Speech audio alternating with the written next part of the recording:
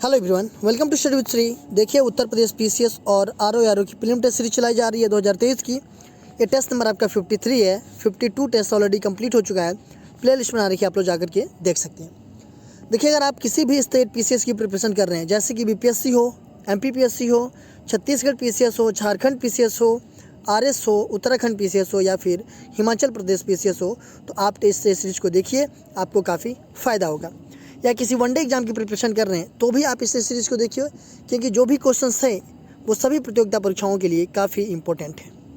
देखिए, जो लोग फर्स्ट टाइम विजिट कर रहे हैं हमारे चैनल पे, चैनल को सब्सक्राइब कर लें।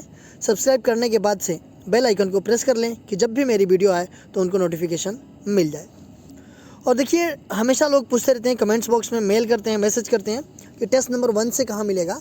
तो आप मेरे चैनल पर जाएँगे, वहाँ पर एक प्ले है उत्तर प्रदेश पीसीएस 2023 का, ठीक है। वहाँ पे आपको टेस्ट नंबर 1 से टेस्ट नंबर 53 तक मिल जाएगा। तो जिन लोगों ने अभी तक नहीं देखा है वो टेस्ट नंबर 1 से स्टार्ट करें और 53 तक पहुँच जाएं। तो स्टार्ट करते हैं।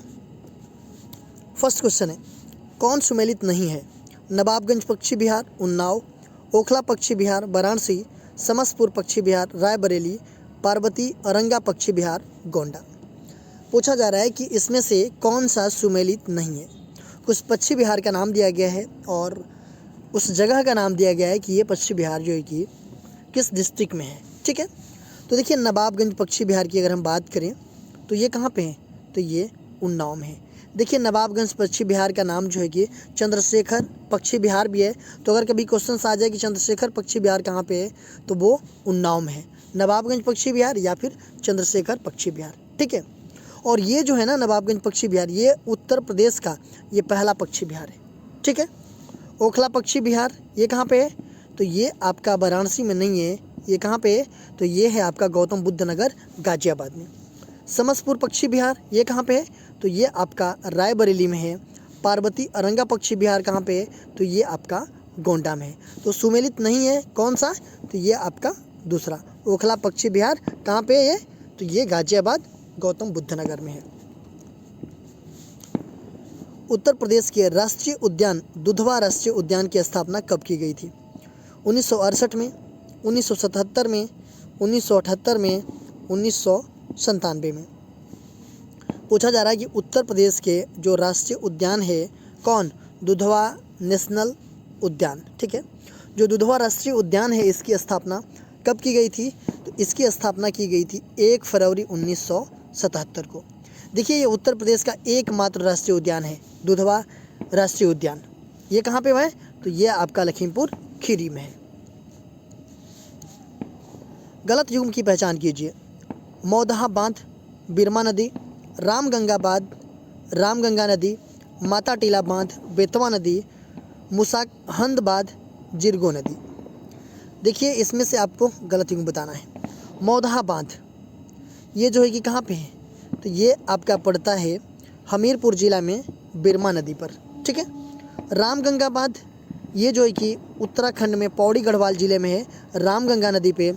माता टीला बांध ये जो है कि मध्य प्रदेश में है, बेतवा नदी पे। और मुसाकहंद बांध ये कहाँ पे है? तो ये जो है कि आपका कर्मनाशा नदी पर है, ठीक है। तो ये आपका गलत है, कौन सा? ये डी ऑप्शन। उत्तर प्रदेश के उद्योगों में खेल के सामान से संबंधित कौन सा स्थान नहीं है? मेरठ, आगरा, बरेली, गौतम बुद्ध नगर। पूछा जा रहा है कि उत्तर प्रदेश में उद्योगों में जो खेल का सामान है इससे संबंधित कौन सा स्थान नहीं है। देखिए, खेल के सामान के लिए मेरठ प्रसिद्ध है, ठीक है, खेल के सामान के लिए। आगरा में भी आपको खेल के सामान मिलते हैं, बरेली में भी मिलते हैं। लेकिन ये पूछा जा रहा है कि नहीं है, तो वो है आपका गौतम बुद्ध नगर, ठीक है। स्पेशली जो है कि मेरठ जो है कि खेल के सामान के लिए प्रसिद्ध है, ठीक है। रजमनामा जिसका संकलन फारसी भाषा के अनेक विद्वानों ने किया, किसका अनुवाद था? पंचतंत्र, रामायण, महाभारत, ऋग्वेद। रजमनामा जिसका संकलन जो है कि फारसी भाषा के अनेक विद्वानों ने किया, इसका अनुवाद था, तो ये था आपका किसका? महाभारत का, ठीक है। ये सी ऑप्शन आपका सही है। देखिए, जो रजमनामा है ना, ये महाभारत का फारसी में अनुवाद है और ये मुग़ल बादशाह अकबर के समय में करवाया गया था। देखिए इसके साथ साथ जो है कि अकबर ने रजत रंगड़ी, रामायण वगैरह जैसे जो संस्कृत ग्रंथ हैं इसको भी फारसी में अनुवाद करने की हिदायत दी थी। किस वायसराय के कार्यकाल में श्वेत विद्रोह हुआ था? Lord Curzon, Lord Minto, Robert Clive, Lord Hardinge. किस वायसराय के कार्यकाल में श्वेत विद्रोह हुआ था? तो किसके कार्यकाल में हुआ था? तो ये हुआ था रॉबर्ट क्लाइव के। सी ऑप्शन आपका सही है। मोहम्मद तुगलक के अंतर्गत दीवार ए कोही का विभाग किस तरह के कार्य की देखरेख करता था? कृषि, सेना, न्याय, राजकीय, पत्राचार। मोहम्मद तुगलक के अंतर्गत जो दीवान ए कोही विभाग था इसमें जो है कि किस तरह के कार्य की देखरेख ये करता था दीवान ए कोही विभाग? तो देखिए दीवान ए कोही ये सल्तनत काल का महत्वपूर्ण विभाग हुआ करता था। ठीक है, देखिए मोहम्मद तुगलक के द्वारा जो है कि यह विभाग स्थापित किया गया था और इसका मुख्य कार्य क्या था कि माल गुजारी व्यवस्था की देखभाल करना और भूमि को खेती योग्य बनाना होता था। इसका मेन उद्देश्य था। तो इसका हो जाएगा आपका ए ऑप्शन। ठीक है, निम्नलिखित में से किसने तंबाकू का सेवन निषिद्ध कर दिया? अकबर, जहांगीर, शाहजहां, औरंगजेब। निम्नलिखित में से किसने तंबाकू का जो सेवन था वो निषिद्ध कर दिया? तो किसने किया? तो ये किया जहांगीर। बी ऑप्शन आपका सही है। छोटा नागपुर पठार के संदर्भ में निम्नलिखित कथनों पर विचार कीजिए। राजमहल पहाड़ी इसकी उत्तरी सीमा है। यह पठार खनिज संसाधन की दृष्टि से काफ़ी धनी है। बात की जा रही है छोटा नागपुर पठार की। इसके संदर्भ में निम्नलिखित कथनों पर विचार करना है। देखिए जो राजमहल की पहाड़ी है इसकी उत्तरी सीमा है। किसकी उत्तरी सीमा है? तो ये छोटा नागपुर पठार की उत्तरी सीमा कौन है? राजमहल की पहाड़ी है। बिल्कुल सही है। और यह पठार खनिज संसाधन की दृष्टि से काफ़ी धनी है। बिल्कुल सही है कि जो ये पठार है छोटा नागपुर का पठार ये जो है कि खनिज संसाधन मतलब मुख्यतः ये जो कि कोयला वगैरह का बहुत सारा भंडार है यहाँ पे, तो इसके दृष्टि से काफ़ी ये धनी है। देखिए छोटा नागपुर पठार के अंतर्गत जो है कि झारखंड के कुछ भाग आते हैं, उड़ीसा के, बिहार के और पश्चिम बंगाल के भाग आते हैं छोटा नागपुर पठार के अंतर्गत। तो ये दोनों सही है। तो ये हो जाएगा आपका सी ऑप्शन कि दोनों सही है। अहमदाबाद व गांधीनगर किस नदी के किनारे अवस्थित हैं? सरयू, साबरमती, कावेरी, तुंगभद्रा। देखिए दोनों ये अहमदाबाद और गांधीनगर दो सिटी हैं, ये किस नदी के किनारे अवस्थित हैं? तो ये अवस्थित हैं साबरमती के किनारे। बी ऑप्शन आपका सही है। कृष्णदेवराय तथा लिखित अमुक्तमाल्यद किस भाषा का ग्रंथ है? संस्कृत, तमिल, तेलुगु, कन्नड़। कृष्णराय द्वारा लिखित अमुक्तमाल्यद ये किस भाषा का ग्रंथ है? तो देखिए कृष्णदेवराय ये विजयनगर साम्राज्य के महान शासक थे। इन्होंने तेलुगु भाषा में अमुक्तमाल्यद नामक ग्रंथ की रचना किया था। किस भाषा में? तो तेलुगु भाषा में। देखिए इससे जो है ना, जो ये इनका अमुक्तमाल्यद है, इससे जो है कि विजयनगर साम्राज्य की राजनीति तथा प्रशासनिक नीतियों की जानकारी मिलती है अमुक्तमाल्यद से। आगरा के किले की मोती मस्जिद का निर्माण करवाया था? अकबर ने, जहांगीर ने, शाहजहां ने, औरंगजेब ने। आगरा के किले की जो मोती मस्जिद है उसका निर्माण किसने करवाया था? तो देखिए आगरा का जो किला है उसमें मोती मस्जिद का निर्माण किसने किया था? तो ये शाहजहां ने करवाया था। कब करवाया था? 1654 ईस्वी में। देखिए मोती मस्जिद एक दिल्ली में भी है। ठीक है, जो दिल्ली में मोती मस्जिद है उसका निर्माण किसने करवाया? तो उसका निर्माण जो है कि औरंगजेब ने करवाया। और आगरा में जो मोती मस्जिद है उसका निर्माण जो है कि शाहजहां ने करवाया। ठीक है, कौन सा युग्म सुमेलित नहीं है?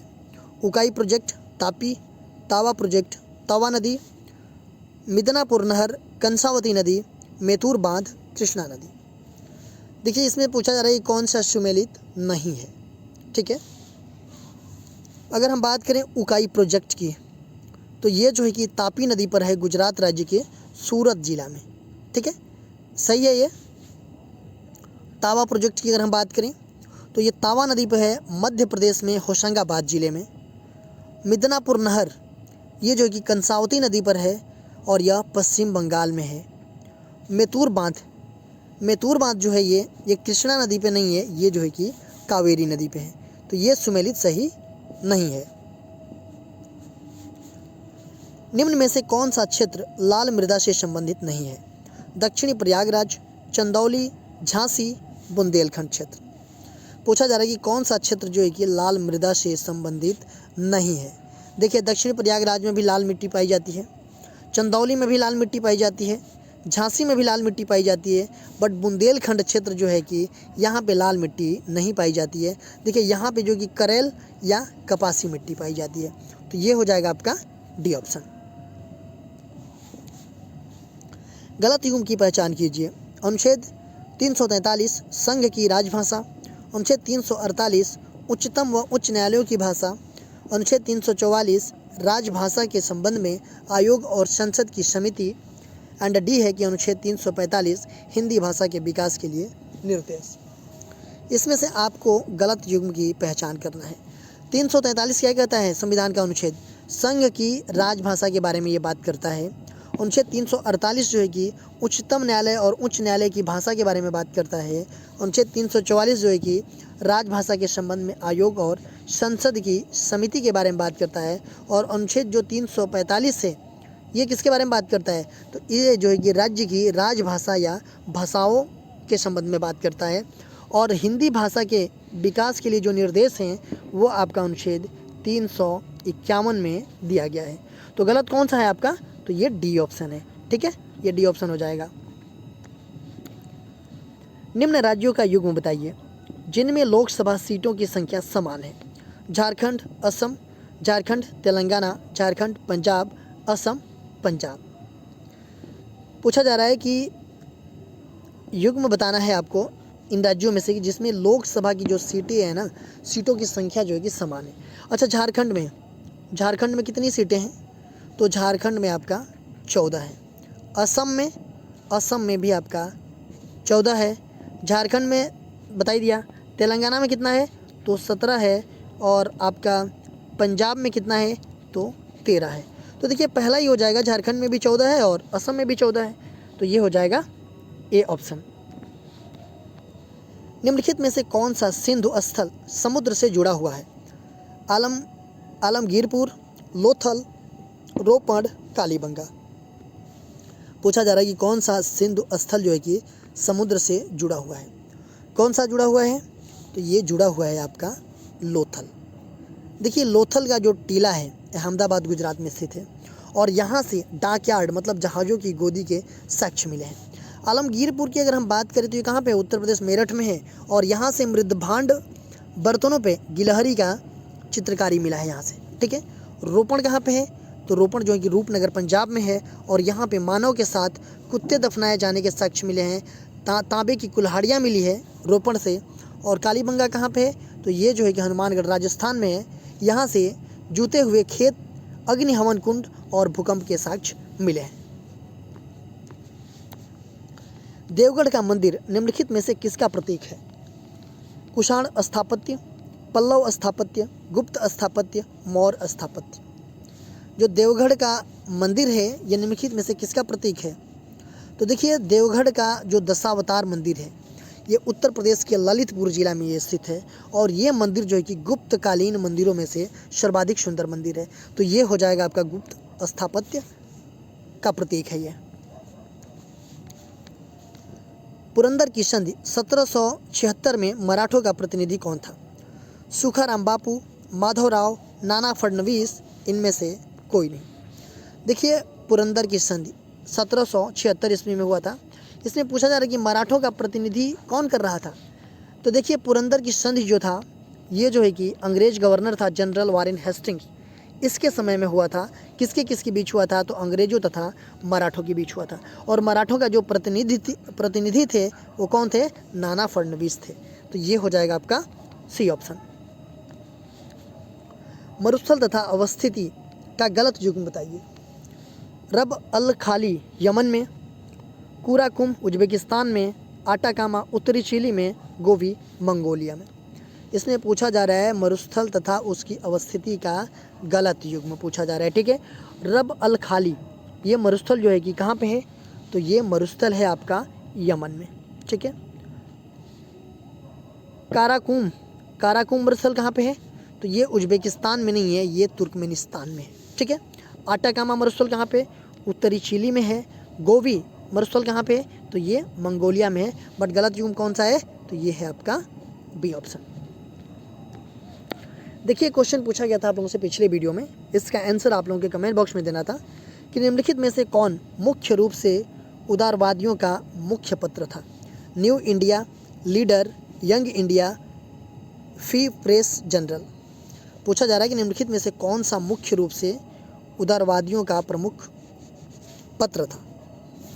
कौन था, तो वो था लीडर, और लीडर का प्रकाशन जो है कि मदन मोहन मालवीय करते थे। न्यू इंडिया, न्यू इंडिया का जो संपादक था वो एनी बेसेंट करती थी। यंग इंडिया, यंग इंडिया का प्रकाशन जो है कि महात्मा गांधी करते थे। आज का क्वेश्चन देख लेते हैं। आज का क्वेश्चन है, राकी पर्वत श्रृंखला की सर्वोच्च चोटी कौन सी है। माउंट एल्बर्ट, माउंट एकाकागुआ, तबाना एंटीलेनियाना, माउंट किलिमंजारो। पूछा जा रहा है कि राकी पर्वत श्रृंखला की सर्वोच्च चोटी कौन सी है, तो इसका आंसर आप लोग कमेंट बॉक्स में बताइएगा। इसका आंसर मैं नेक्स्ट वीडियो में आप लोगों को बताऊंगा। देखिए आप हमारे चैनल को सब्सक्राइब कर लीजिए। सब्सक्राइब करने के बाद से बेल आइकन को प्रेस कर लीजिए कि जब भी वीडियो आए तो आपको नोटिफिकेशन मिल जाए। मेरा दूसरा चैनल है श्री जीएस पॉइंट, आप इसको भी सब्सक्राइब कर लीजिए। फेसबुक पे मेरा पेज है स्टडी विद श्री के नाम से, इंस्टाग्राम पे हमारी आईडी है स्टडी विद श्री 25 और श्री जीएस पॉइंट, और टेलीग्राम का चैनल है मेरा स्टडी विद श्री। इन सब सारे का लिंक जो है कि आपको डिस्क्रिप्शन में मिल जाएगा, वहाँ पे क्लिक करते आप यहाँ पे पहुँच जाएंगे। तो दोस्तों इन सब सारे जगहों से कनेक्ट हो जाइए। इन सब सारे जगहों पे स्टडी से रिलेटेड चीज़ें पोस्ट की जाती है, जिससे आप लोगों को फ़ायदा पहुँच सकता है। दोस्तों वीडियो अच्छी लगती है तो आप लोग एक लाइक कर दिया कीजिए, एक अच्छा सा कमेंट्स कर दिया कीजिए। अगर वीडियो अच्छी नहीं लगती है तो आप लोग डिसलाइक कर दिया कीजिए, और कमेंट बॉक्स में मुझे बताइए डिसलाइक क्यों किया। वीडियो देखने के लिए धन्यवाद।